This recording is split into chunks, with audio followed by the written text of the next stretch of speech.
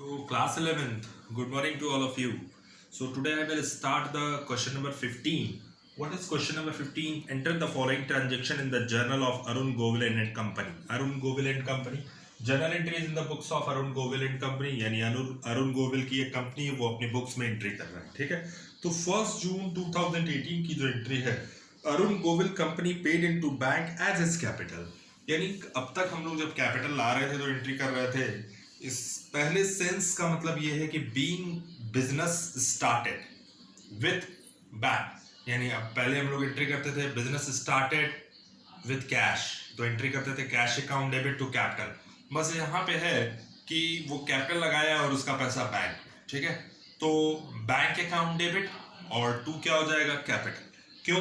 क्योंकि वो पैसा जो हमने इन्वेस्ट किया है अपनी बिजनेस में, वो कितना इन्वेस्ट किया है, 6 लाख रुपीस. ठीक है, वो हमारे खाते में पड़ा हुआ, हमने बैंक में भेज दिया है, वो हमारी पूरी कैपिटल है फर्म की. ठीक है, सो हम बिजनेस स्टार्ट कर रहे हैं, कैपिटल लगा रहे हैं 6 लाख और वो पैसा कहाँ है, बैंक में. ठीक है, सो बैंक अकाउंट डेबिट. अब तक हम लोग कैश अकाउंट डेबिट कर रहे थे, अब यहाँ पे bank account debit to capital rupees 6 lakh. यहां पे आ जाना being business started with bank. ठीक है, पहली एंट्री. सेकेंड एंट्री है आपकी, हम एंट्री आपको बताते जा रहे हैं, आप लोग फॉर्मेट पे पोस्ट करते जाइएगा. जून 3 की एंट्री क्या है, purchase goods from Mukesh of the list price ₹2 lakh 10% trade discount. यानी 2 लाख रुपीस का परचेज और 10% ट्रेड डिस्काउंट. ठीक है, तो 2 लाख का परचेज और 10% ट्रेड डिस्काउंट है, तो सीधा सा मतलब ये है कि 20,000 का डिस्काउंट है. तो हम एंट्री पोस्ट करेंगे परचेज अकाउंट डेबिट और टू क्या हो जाएगा, टू मुकेश से हमने गुड्स परचेज किया है, being goods purchase from credit. ठीक है, अब कितने लैक्स का गुड्स था, 2 लाख. 2 लाख का 10% कितना हुआ, 20,000. तो टोटल गुड्स पे हमको 20,000 का डिस्काउंट मिला. ट्रेड डिस्काउंट का हम लोग पोस्ट नहीं करते हैं एंट्री, तो टोटल हमने गुड्स कितने में पोस्ट किया, 1 लाख. खरीदा कितने में, 1,80,000 रुपीज. एंट्री नंबर 3 जून 4. ठीक है, जून 4 में हमने कुछ शायद गुड्स रिटर्न किया है. 1/4 of the above goods return to Mukesh for not being up to specifications. ठीक है, तो 1/4 गुड्स जो है रिटर्न किया है किस, और यहाँ पे लिस्ट प्राइस वर्ड नहीं दिया है, तो ये मान लेना 1/4 जो ये गुड्स हमने परचेज किया था, तो अब रिटर्न कर रहा है, तो जस्ट अपोजिट एंट्री बनाएंगे, Mukesh debit and to what, purchase return. और यहां पे आप पोस्ट करिएगा एंट्री बीइंग गुड्स रिटर्न. ठीक है, तो 1,80,000 का 1/4 कितना हुआ, 45,000. ठीक है, तो अगर हम ये कह दें कि मुकेश से हमने गुड्स खरीदा 1,80,000 का और उसको 45,000 का गुड्स रिटर्न कर दिया, तो हम उनको इन फ्यूचर कितना पैसा देंगे, 1,35,000 रुपीज. क्यों, 1,80,000 का परचेज किया, जितना रिटर्न कर दिया, जितना माइनस करोगे उतना आपको पेमेंट करना है. ठीक, now the next entry is June 6. issued a check to Mukesh for the amount of due to him after deducting 2% cash discount. यानी मुकेश को 1,35,000 देना था, जैसा कि हमने बताया, और मुकेश का पेमेंट चेक से, इसका मतलब बैंक होगा, पैसा जाएगा चेक से तो बैंक होगा, बैंक क्रेडिट होगा. दूसरी चीज, मुकेश हमको 2% का डिस्काउंट भी दे रहे हैं. ठीक है, तो वो हमारे लिए फायदा होगा. किस डेट में है एंट्री, है एंट्री नंबर 4 जून 6. ठीक है, सो जून 6 में जो एंट्री है वो बनेगी मुकेश डेबिट. ठीक है, और चूंकि मुकेश हमको डिस्काउंट दे रहे हैं, तो पहली चीज तो हमने चेक से पेमेंट किया टू बैंक अकाउंट, और टू क्या हो जाएगा, to discount receive at the time of purchase पे. हम जब पेमेंट करते हैं तो डिस्काउंट हमारे लिए क्या होता है, फायदा होता है. बीइंग पेमेंट मेड, यानी पेमेंट हमने दिया किसको, मुकेश को. ठीक है, अब एंट्री भरने का तरीका क्या है? 1,35,000 रुपीज हमको मुकेश को देना था, क्योंकि हमने उससे परचेज किया था। मुकेश हमको कितने का डिस्काउंट दे रहे हैं? 1,35,000 into 2 divided by 100, it means 2%। ठीक है, सो इंटू 2 डिवाइडेड बाई 100 हो गया 2,700 का डिस्काउंट हमको मुकेश ने दिया है। 1,35,000 का पेमेंट करना था, जिसमें से 2,700 का डिस्काउंट हमको दिया गया। तो हम मुकेश को टोटल पेमेंट कितना करेंगे? 1,32,300। तो हमने पेमेंट कितना किया? 1,32,300, दोनों को मिलाओगे तो 1,35,000 रुपीज आएगा। Now the next entry is entry number June 7, withdraw from bank 2,50,000 from office purpose and 10,000 for personally। इसका मतलब ये है कि विड्रॉ किया बैंक से, यानी कहीं से भी आप विड्रॉ कर सकते हैं, बैंक से, एटीएम पे खड़े होकर भी विड्रॉ कर सकते हैं। विड्रॉ का मतलब होता है पैसा निकालना। ठीक है, तो हम एटीएम में गए और पैसा निकाले। कितना पैसा निकाले? पहली चीज तो कैश विड्रॉ किया है तो हमारे पास कैश आएगा, देने वाला बैंक है। कैश विड्रॉ, ठीक है, 2,50,000 from office use. Office use के लिए अगर विड्रॉ किया गया पैसा है तो कैश हमारे पास आएगा। कितना हजार है? कैश विड्रॉ किया है 2,50,000 और 10,000 जो है पर्सनल यूज के लिए, तो वो क्या हो जाएगा? Drawings account debit. ठीक है, 10,000 और टोटल कितना हो जाएगा? 2। देने वाला कौन? बैंक। ठीक है, being cash withdraw for office and personal तो 2,60,000 rupees। Now the next entry is entry number June 10। June 10 में है purchase machinery 1 lakh and spend 5,000 for installation, यानी टोटल मशीन खरीदी गई 1,05,000। Payment for machinery was made by cheque and installation expenses were paid in cash. अब दूसरी चीज ये है कि हमने टोटल मशीनरी कितने में खरीदी है? मशीनरी कह रहा है कि मशीनरी खरीदी है 1 लाख की। मशीनरी की कॉस्ट और प्लस इंस्टॉलेशन चार्जेस, जो कि हम लोग अगर किसी पार्टी से परचेज करते हैं तो दोनों एक साथ प्लस करके लिखते हैं। लेकिन यहाँ पे ये कह रहा है कि जो मशीनरी का पेमेंट है वो चेक से किया गया। इसका पेमेंट जो है चेक से है और इंस्टॉलेशन चार्जेस 5,000, इसका पेमेंट कैश से। तो दोनों की एंट्री आप अलग बनाइएगा। ठीक है, क्योंकि दोनों का चार्जेस जो है अलग अलग वे में पेमेंट किया जा रहा है। तो जून 10 में जो एंट्री बनेगी वो ये होगी, machinery debit to bank, cheque से परचेज किया है हमने, यहां पे लिख दीजिएगा being machinery purchase and payment made by cheque 1 lakh rupees. 1 lakh rupees. इसी का सेम एंट्री ये बनेगी जब आपने इंस्टॉलेशन चार्जेस को पेड किया है, वो भी कैश से, और इंस्टॉलेशन चार्ज जो कि मशीनरी का ही पार्ट रहता है। ठीक है, तो दोनों को हम एंट्री बना सकते हैं, machinery account debit and to installation charges हमने किस में दिया है? कैश में। बीइंग इंस्टॉलेशन चार्जेस पेड, ठीक है, ₹5,000। ठीक, एक तो मशीनरी इसलिए यहाँ पे ये किया गया क्योंकि जो भी खर्चे होते हैं जितने की मशीनरी, यानी हम ये कह सकते हैं टोटल मशीनरी को खरीदा कितने में गया? 1,05,000। आप ये कहेंगे कि 5,000 जो आप कैश में क्रेडिट कर रहे हैं, आप यहाँ पे इंस्टॉलेशन चार्जेस तो एक्सपेंस है तो उसको डेबिट कर देते हैं, इंस्टॉलेशन चार्जेस अकाउंट डेबिट। लेकिन मत कीजिएगा, क्योंकि फिक्स एसेट्स हमने बताया था कि फिक्स एसेट्स की कॉस्ट में इंक्लूड हो जाता है जितने भी चार्जेस रहते हैं, इसीलिए हम यहाँ पे machinery account debit to cash account कर रहे हैं। ठीक है, now the next entry is June 12। ठीक है, तो नेक्स्ट एंट्री जो बनेगी आपकी जून 12 की, वो क्या होगी?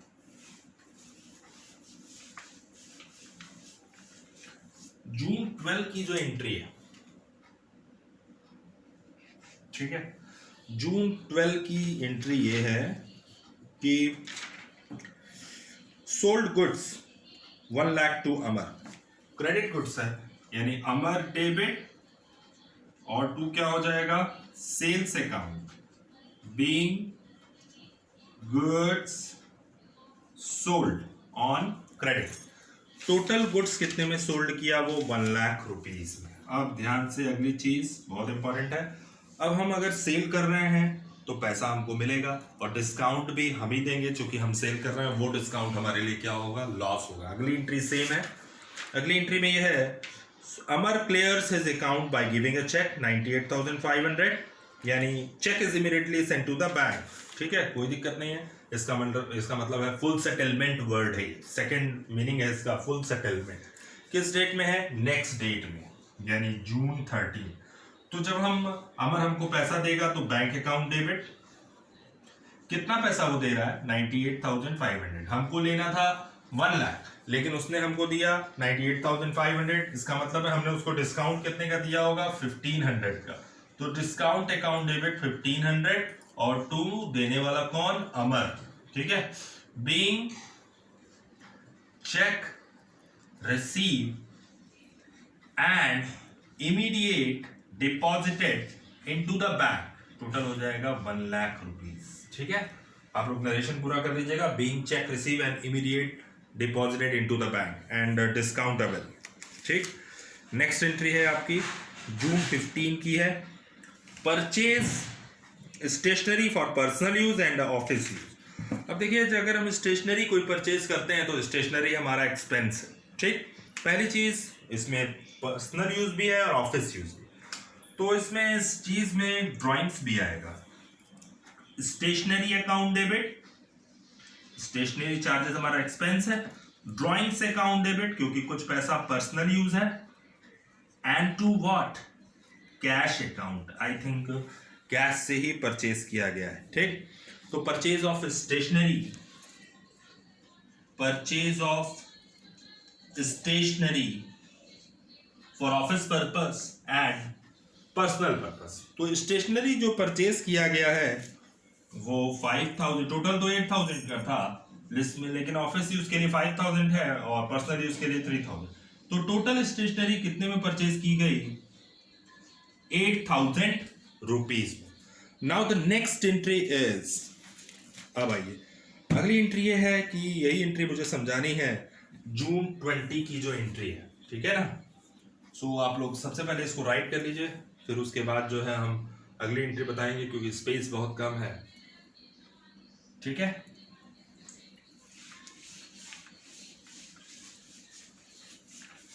अगली एंट्री जून 20 की, लास्ट 2 एंट्रीज आपके पास बच गई हैं। Purchase of land 2 lakh, 1% broker charges.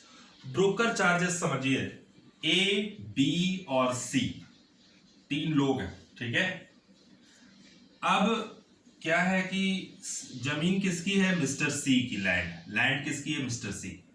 तो हमने ए से बोला, आप कोई जमीन, आप कोई लैंड हमको बताइए, कोई अच्छी जमीन बताइए जहां पे हमारा बिजनेस स्टैब्लिश कर सके। ठीक है, हमने ए को ऑफर किया कि हम आपको 5%, कितने का है? 1% का ब्रोकर चार्ज देंगे अगर आप हमारी जमीन, कोई अच्छी सी लैंड अगर परचेज हमको कोई अच्छी सी लैंड अगर हमको दिलवा दें। 1% कमीशन कह लो या 1% ब्रोकर चार्ज। ब्रोकर चार्ज का मतलब होता है मीडिएटर। ठीक है, ए ने बी से कहा कि आप जो है हमको कोई लैंड परचेज करा दीजिए, बदले में हम आपको 1% का कमीशन देंगे, वही आपका मीडिएटर जो आपको जमीन खरीदने दिलाने का काम कर रहा है। तो बी ने सी से कांटेक्ट किया कि आप ये जमीन हमको बेच दीजिए, जो भी पैसा मिलेगा उस पर हम 1% किसको देंगे? ए किसको देगा? बी को देगा, क्योंकि ए ने ऑफर किया है बी को कि बी जो है, आप अगर आप जमीन हमको कोई अच्छी दिला दे तो हम आपको 1% का ब्रोकर चार्ज देंगे। ठीक है, अब आ जाओ, टोटल लैंड कितने में परचेज की गई है वो हमको बताना है। जितने भी फिक्स एसेट्स है तो जो भी चार्जेस होंगे वो लैंड की कॉस्ट में इंक्लूड हो जाएंगे। ठीक है, सो एंट्री बनेगी, लैंड परचेज आप कर रहे हैं, purchase the land 2 lakh and 1% broker charges 50,000 as is registration charges, entire payment made by check। जो बड़े बड़े पेमेंट होते हैं वो किससे पेमेंट होते हैं? चेक से ही पेमेंट होते हैं। तो आप एंट्री बनाइएगा, land debit, land account debit and to क्या हो जाएगा? Bank account. Being land purchase, यानी अब आपको यहां बताना है टोटल लैंड कितने में परचेज किया। ठीक है, तो आपकी लैंड की कॉस्ट थी टोटल 2 लाख रुपीस की, तो 2 लाख का 1% हुआ 2000। ठीक है, 2 लाख का 1% आप लोग निकालिएगा तो आ जाएगा 2000 रुपीज, यानी हम ये कह सकते हैं 2 लाख प्लस 2000 रुपीस की हमने जमीन खरीदी, प्लस अगर हम जमीन खरीदते हैं, लैंड खरीदते हैं, तो उसका रजिस्ट्रेशन चार्जेस, रजिस्ट्री भी कराते हैं जिसको हम कचहरी में जाके कराते हैं, तो वो जो उसका चार्ज होगा वो अलग होता है। जो रजिस्ट्रेशन कराने का मतलब है, हो सकता हो वो जमीन जो है सी के नाम थी, अब हम किसके नाम से बनाएंगे, अब वो जमीन ट्रांसफर किसके नाम से होगी, ए के नाम से होगी, तो वही है रजिस्ट्रेशन चार्जेस। ए को रजिस्ट्रेशन चार्जेस देना पड़ेगा, किसको, कचहरी में देना पड़ेगा। ठीक है, सो टोटल रुपीज आपका उसने कितना पेमेंट किया है, 15,000 एज अ रजिस्ट्रेशन चार्जेस। तो टोटल आपने जमीन कितने में खरीदा, 2,17,000 रुपीज में। आपकी जमीन 2 लाख की थी, 1% का हमने ब्रोकर चार्ज दिया और 15,000 का रजिस्ट्रेशन चार्ज दिया, जो कि हमारे नाम से जमीन हो जाएगी। तो हमने टोटल कितना एक्सपेंस किया, 2,17,000 में। अब अगली एंट्री ये है जून 30, लास्ट एंट्री है आपकी। उसके बाद एक छोटा सा डिस्कशन है, यानी 2 लाख वेजेस, कह रहा है वेजेस ड्यू टू लेबर्स 20,000। अगर हम वेजेस देते हैं तो वेजेस हमारा एक्सपेंस है, तो वेजेस अकाउंट तो डेबिट होगा कंफर्म। कितने की वेजेस है, 20,000 रुपीज। देखो, अगर हम सपोज करो एक रूम बनवाए और हमने वेजेस का पेमेंट अभी नहीं किया, अभी देना बाकी है पैसा, तो वो हमारी तो लाइबिलिटी है ना कि हमको पैसा देना ही देना। तो उस केस में हम क्या करते हैं, वेजेस तो हमारा एक्सपेंस है ही है, उसको तो देना ही है, वेजेस अकाउंट तो डेबिट होगा ही होगा। लेकिन हमने अगर वेजेस का पेमेंट कर दिया होता तो एंट्री बनाते हैं wages debit to cash account. लेकिन इस केस में यहाँ पे हमारे ऊपर लाइबिलिटी क्रिएट हो गई, हम वेजेस का पेमेंट नहीं कर पाए हैं अभी तक, तो उसको हम बोलेंगे आउटस्टैंडिंग वेजेस। और लाइबिलिटी ऑलवेज क्रिएट होती है, एसेट्स ऑलवेज डेबिट होती है। तो वेजेस आउटस्टैंडिंग हमारी क्या है, लाइबिलिटी है कि आज ना कल पेमेंट करना है। अगर पेमेंट कर दिए होते तो वेजेस डेबिट टू कैश होता, लेकिन पेमेंट नहीं किए हैं तो यहाँ पे हो जाएगा wages outstanding, 2 wages outstanding 20,000 rupees being wages unpaid। अभी तक हमने वेजेस को पेड नहीं किया। अगली लास्ट एंट्री है आपकी सैलरी। सैलरी का भी पेमेंट नहीं हुआ है, ठीक है, तो सैलरी का पेमेंट बाकी है देना, तो salary debit same thing clerk के द्वारा, यानी यहाँ पे एकदम क्लियर कह रहा है what is the information has given, salary due to the clerk, यानी सैलरी अभी पेमेंट नहीं की गई है क्लर्क के द्वारा, तो क्या हो जाएगा आउटस्टैंडिंग सैलरी, शॉर्ट फॉर्म है आउटस्टैंडिंग का O/S। ठीक है, सो बीइंग सैलरी ड्यू, कितनी सैलरी ड्यू है, टोटल आपकी 30,000 रुपीज ड्यू है। सैलरी अलग होगा, वेजेस की एंट्री अलग होगी। ये आपकी क्या है, ये लाइबिलिटी है, इसलिए हम क्रेडिट कर रहे हैं, अभी तक आपने इसका पेमेंट नहीं किया। So now you have to write question number 15। So अगर कोई प्रॉब्लम हो तो सीधा मेरे को कांटेक्ट कर दिएगा 7355297074 पे। ठीक है, थैंक यू क्लास।